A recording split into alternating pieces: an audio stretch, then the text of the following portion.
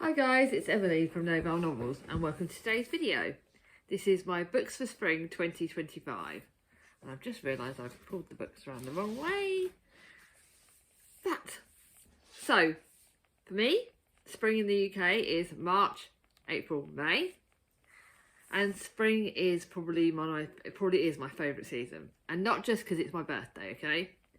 Spring for me is about new life coming into effect, the flowers coming into bloom, the birds are coming back in the trees, temperatures eventually start to warm up.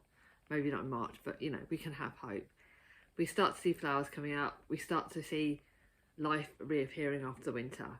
The temperatures warming up, that makes me happier because this will get easier, my rain hours will get easier. We have, in our family, we have lots of birthdays in spring. We have mine March, Thomas April, May Mia.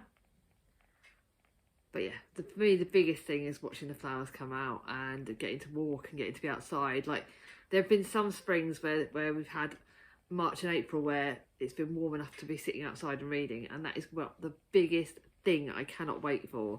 Sounds really, really cheesy. Obviously, I hate winter because of my Raynaud's and because of my health conditions. The winter is not good for me, where spring is a lot better.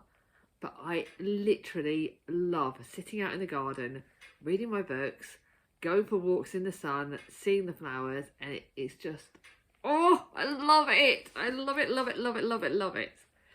So yes, if you hadn't guessed, I kind of do like spring. So all the books I picked for spring, some of them are spring-like, some of them are sort of connected to spring, some of them are just ones that I really want to read, and I need to give this reading seasonally gives me a push to read them. But for me, yeah, that's just the thing. I'm not going to tell you which books I'm reading in which months because I do like to give you a bit of a surprise, and seeing as I've got the Bronte Readathon in March, you're already knowing some of my books for March, so I'm not going to tell you, but you'll guess that 3 of these will be for March. I'm just not going to tell you which ones, although I think one of them you might guess. Actually, one of them you will guess, but there you go. Let's get on with it. So I've got 3 contemporary. Every time I do this, I have 3 contemporary, 3 historical fiction, and 3 mixed. So it can be a classic, it can be a mystery, it can be a fantasy. Normally it's a mixture probably, but there you go. The first one is one that, yes, you will guess. This is the only one that I'm definitely telling you, and that is All My Mothers by Joanna Glenn. Obviously planning to read this at the end of March for Mother's Day, because obviously being a mum is very important to me. I am a mum, I've got the best mum in the world, and yes, I absolutely cannot wait to read this. It also looks spring-like because of the flowers and everything. So I'm certainly on the back, got the beautiful sunflowers.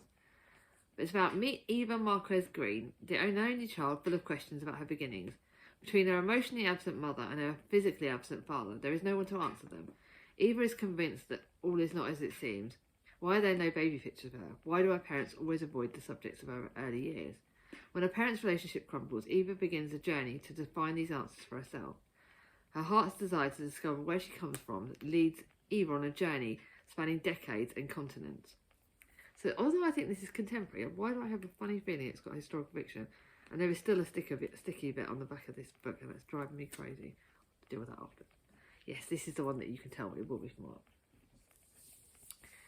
Then to the next book, which is quite an emotional one for me. And this is Tom Lake by Anne Pratchett. I bought this not long before, I think when Alice was poorly, because after Alice's recommendation, not knowing that at the time, I wouldn't get to talk to her about this book. I think I got it probably the day we found out what had happened, so I didn't even realise that was going to be something that happened, you know? So that's why this book is really penultimate. Literally, I'm pretty darn sure I bought this the day we found out that Alice was poorly. And this is obviously Tom Lake by Anne Pratchett. It's flowers. It was meant to be for the spring. It's beautiful flowers. It's family. It's the most beautiful spring-like book, so it had to be done in spring. Obviously, I was hoping that I would have got to talk to her about it, but I never did. Because she liked this. She really loved this. And I think she read it for the Booktube Prize. Or she read it for something, and I know she didn't normally like Anne Pratchett, and I'm not a massive fan of Anne Pratchett. So the fact she liked it means I knew I had to pick it up. It's spring, so again it's got to be a spring book. And then Lara's 3 grown-up daughters have returned to the family orchard. While picking cherries, They beg their mother to tell them the one story they've always longed to hear, the film star with whom she shared a stage and the romance years before.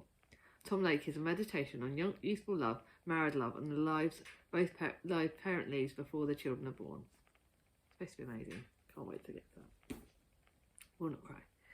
Then to a book that looks spring-like. I'm not reading these Love Heart Lane books in order, but this one does look very spring-like, and this is The Library of Love Heart Lane. I absolutely love the Love Heart Lane books, and I can't wait to get to this. So this was one of the newer books in the series. Growing up in foster care. Oh, it could be interesting. Elle Cooper has always felt a piece of her was missing. Now, as her 30th birthday approaches, she's ready to find it. When instigating the search for her birth mother leads her to a whole host of unexpected events, this librarian's quiet life suddenly gets very loud. With new friends, old flames, and surprising influences keeping Elle busy, she soon starts to realise there's more to life than where you come from and where you are right now. It just looks brilliant. I can't wait to get to this. So I've had this a little bit, but I really can't wait to it. So this is a very good spring book. They're all really good. I love those three. I can't wait for them. Then to a book, I could have picked any. I wanted to read Daphne du Maurier, because I love Daphne du Maurier in spring. And I wanted to read this one, Marianne, because it's a newer one. It's my beautiful copy. I've got stacks of DDM. I probably should have picked one of my other ones. But this was the one that jumped out at me. And this is set in Regency London. The only way for a woman to succeed is to beat men at their own game. When Marianne Clark seeks to escape from her squalid surroundings in Bowling Inn Alley, she ventures first into the scrupulous worlds of the pamphleteers. Her personal charms are such, however, that it's not long before she becomes the notice as Duke of York. This is set at the time during the Napoleonic Wars and based on the real life of du Maurier's own great-great-grandmother. This looks really good. Can't wait to read this. I love DDM. Perfect size. Couldn't wait to read it. And then to a book that I have had on my shelves, and you'll know I want to read this. This is Wolf Song by TJ Klune. I love TJ Klune's writing, and this is the first one in the series, and I know that I've got to get Raven Song and the rest of the series, but Olivia from Olivia's Category said that I don't have to read it that I don't have to read them straight away. I can get them one after another, but she said to try this. But this is LGBTQI romance, it's fantasy, it's got all of the things that I love. When I dreamed of him, I dreamed of him. Ox Matheson was 12 when his father taught him a lesson. Ox wasn't worth anything. Then he left. Ox was 16 when the Bennett family moved next door, with a secret that would change him forever, for the family are shapeshifters, transforming into wolves at will. Ox finds a particular ally in Joe, the youngest Bennett boy, who offers warmth and friendship, but is haunted by the scars he cannot heal. I know that Olivia's loved this series. I know that Olivia raves about it, and I cannot wait to finally get to it. But it is bloody big. It's nearly 600 pages. I set myself a challenge, but I can't wait to read it. And it's the last of the mixed genres. I'm counting this as fantasy because it's Greek mythology fantasy, I think. But I've had this for well over a year. I needed to get to it. So this is another reason why this one's getting pushed, because I've had it for over a year.